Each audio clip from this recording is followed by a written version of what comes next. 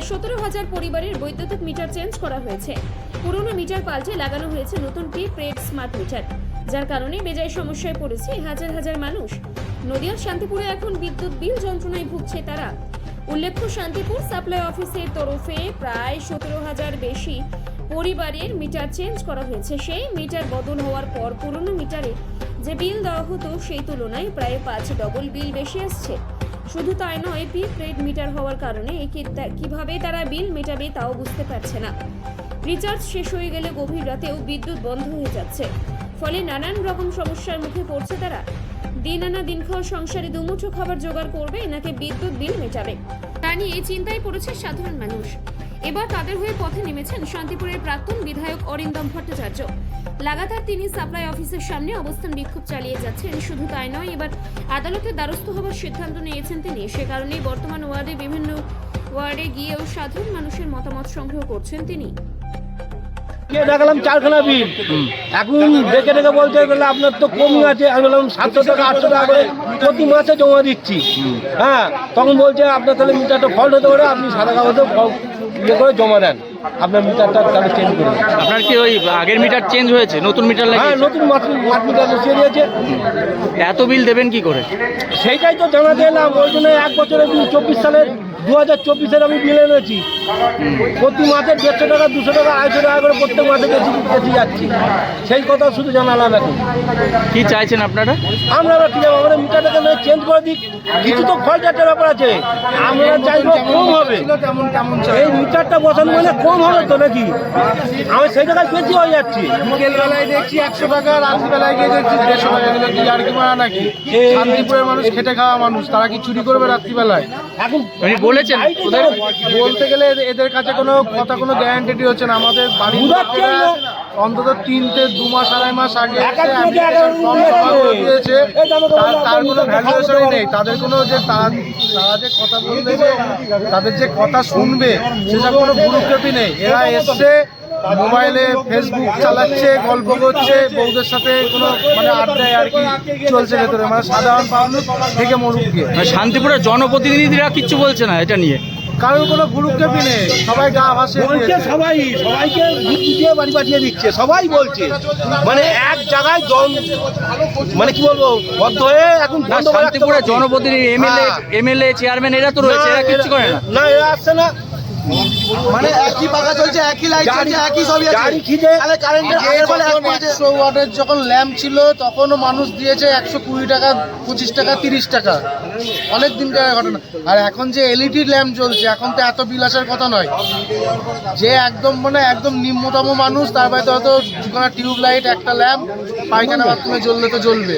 সেটা বেশি হলে হয়তো সারা মাস গেলে হয়তো দেখা যায় 500 কি 600 টাকা। আর সেই বিল এখন উপরন্ত আসছে 1 থেকে 2 দাদা যেটা বলতে চাইছি, আগেও 3টে পাখা চলতো, এখন 3টে পাখা চলছে। আগেও 3টে লাইট চলতো, এখন 3টে লাইট চলছে।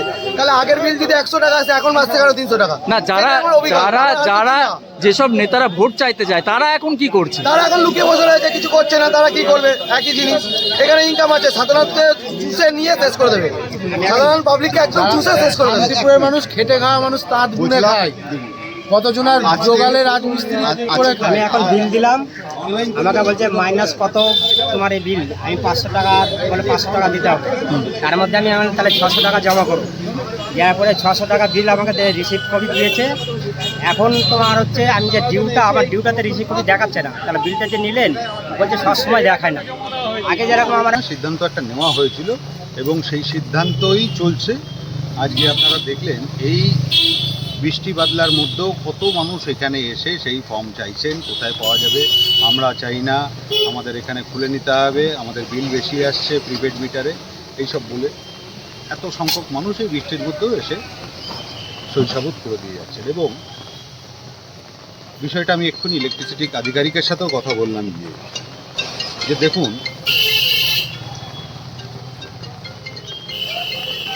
আমরা এই 17,006টি পরিবারের মতামত নিয়ে, এর ভেতরে এরকম হতে পারে কারুর হয়তো প্রিপেড মিটার পছন্দ, তার সুবিধা হচ্ছে সে বাইরে থাকে, বিল টিল দিতে আসতে পারেন না, কিংবা অনলাইন বিল দেওয়ার সমস্যা, প্রিপেড মিটার তার হয়তো পছন্দ। আমাদেরই যেরকম আমার দিল্লির বাড়ি বন্ধ থাকে, সেখানে প্রিপেড মিটারে আমাদের রিচার্জ করা আমাদের সুবিধা। কিন্তু ওই 99% মানুষ তাদের তো সেই বিষয় না, তাদের সমস্যা হচ্ছে। তো আমি এক্ষুনি ইলেকট্রিসিটি আধিকারিককেও বললাম যে দেখুন 2-3টে আইনি বিষয় নিয়ে এই ম্যাটারটা পুরো ফেসে গেছে। কারণ প্রথমত কনজিউমারের কোনো মতামত নেওয়া হয়নি। এটা নিয়ম, সরকার যখন যে কোনো পদক্ষেপ নেয় একটা পলিসি ডিসিশন, নতুন কিছু করবে, তো সেইখানে সাধারণ মানুষের মতামত নেওয়া হয়, কারণ এটা গণতন্ত্র। এটা রাজশাহী চলছে না, গণতন্ত্র। তো গণতন্ত্রে পাবলিকের মতামত নিতে হয়, সেখানে পোর্টাল থাকে, সরকারি পোর্টালগুলো আছে, তার মাধ্যমে ছোট একটা বিজ্ঞপ্তি দেওয়া হতে পারে নিউজ পেপারে, যে তার মাধ্যমে মানুষকে জানিয়ে দেওয়া যে এই 1 মাস আপনাদের মতামত নেওয়া হবে। সেসব এখানে কিছুই করা হয়নি, জোর করে মিটারগুলো লাগিয়ে দেওয়া হয়েছে, প্রিপেড মিটার।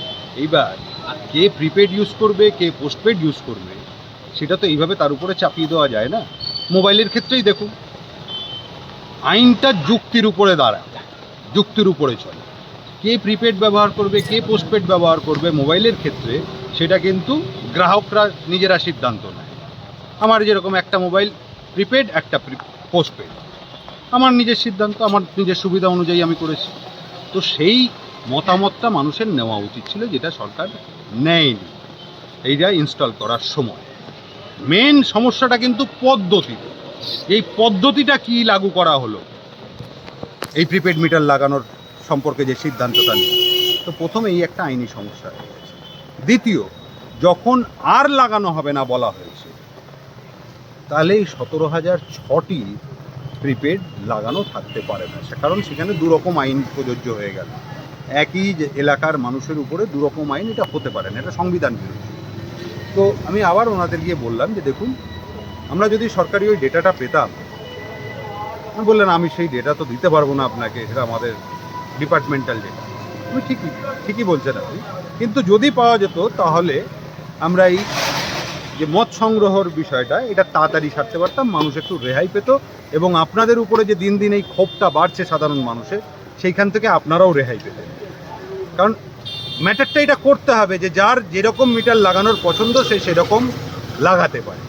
যার প্রিপেড মিটার লাগানোর ইচ্ছা সে বলতে পারে যে আমার এখানে প্রিপেডই থাক, আর যার প্রিপেড মিটার চাই না তারা জানাতে পারেন যে আমার এখানে আমার প্রিপেড মিটার চাই না, আমি পোস্টপেডেই যাব। এইটা গ্রাহকদের উপরে নির্ভর করে, এবং এইটাই হবে, এটাই হওয়া উচিত। চাপিয়ে দেওয়া এইভাবে যায় না। সব কিছুর একটা সিস্টেম আছে, সরকারও একটা সিস্টেমে চলে, ওই রকম হটকারিতায় চলে না। তো এর জন্যই বেশি সংখ্যক মানুষ এখানে আমাকে বলেছিলেন যে আইনি পদক্ষেপ নেওয়া উচিত এবং PIL ফাইল করা উচিত এই নিয়ে। তো সেই নিয়ে আমাদের কিছু সিনিয়র অ্যাডভোকেটদের সাথে কনফারেন্স হয়েছে, কথাবার্তা হয়েছে, 2 রাউন্ডের কথাবার্তা হয়েছে। শান্তিপুরে এসেছিলেন 2 জন লয়ার, তারপরে আমার যেতে হলো, তারা সিনিয়র অ্যাডভোকেট, তাদের ডাকা যায় না, তো আমি তাদের কাছে গেছিলাম কলকাতায়, গিয়ে তাদের সাথে কথাবার্তা হয়েছে, এবং পিটিশন তৈরি করা ইতিমধ্যে শুরু হয়েছে, সব নোটিফিকেশান যা যা পাওয়া যাচ্ছে সেসব তুলে। কিন্তু ওই 17,006টি পরিবারের মতামত সংগ্রহ, যেটা নিয়ে এত, কারণ বৃষ্টি বাদলা চলছে, তার মধ্যে আবার মাঝখানে রথ গেল, একদিন বন্ধ রাখতে হলো। এবার এই বৃষ্টি বাদলার মধ্যে আমাদের 1:30টার সময় 6 নম্বর ওয়ার্ডে যাওয়ার কথা ছিল, এখন লাগাতার বৃষ্টি পড়ছে, সেখানে কাকে পাওয়া যাবে, এবার বাড়ি বাড়ি যেতে হবে। তো তার জন্য আমি যারা এখানে ভলেন্টিয়ার ছিলেন, আমি তাদের বললাম খাওয়া দাওয়াটা সেরে আসতে, তারপরে শুরু করি, যতক্ষণে হয়তো বৃষ্টিটা একটু থামবে। এইসব মানে একটু প্রতিকূলতার মধ্য দিয়ে আমাদের যেতে হচ্ছে। কিন্তু যাই হোক, যতই প্রতিকূলতা থাকুক, where there's a will there's a way, ইংরেজিতে একটা কথা আছে। তো যেইখানে উইল আছে সেখানে রাস্তাও একটা বেরোবে।